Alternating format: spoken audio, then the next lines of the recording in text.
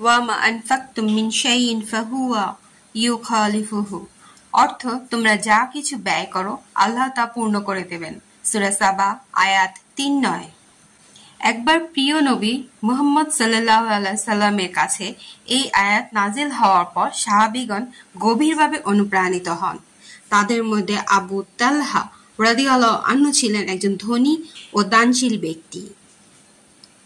তার সবচেয়ে প্রিয় সম্পদ ছিল বাইরুহা নামক একটি ফলের বাগান, যা মসজিদে নববীর ঠিক সামনেই অবস্থিত ছিল।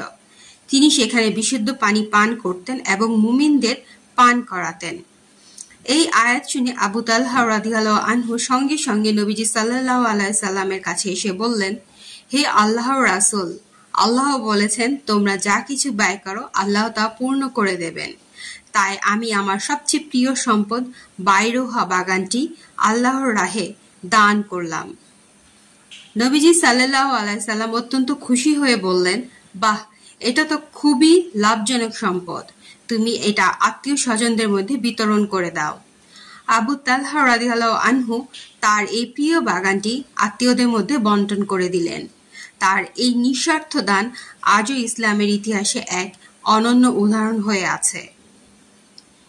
এই আয়াত ও ঘটনাটি আমাদের এমন শিক্ষা দেয়, আল্লাহর রাস্তায় যা কিছু আমরা দান করি তা কখনো হারিয়ে যায় না, বরং আল্লাহ তাআলা এর বদলে আমাদের আখিরাতে আরো উত্তম প্রতিদান রাখেন এবং দুনিয়াতেও অনেক গুণ বাড়িয়ে দেন।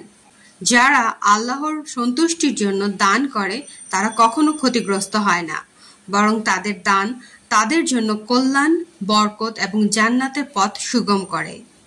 তাই আসুন আমরা এই আয়াতকে হৃদয়ে ধারণ করি এবং দান করার এই মহাগুণকে আমাদের জীবনের অংশ বানাই। আল্লাহর পথে দান কখনো বৃথা যায় না, বরং তা চিরকালীন বিনিয়োগ।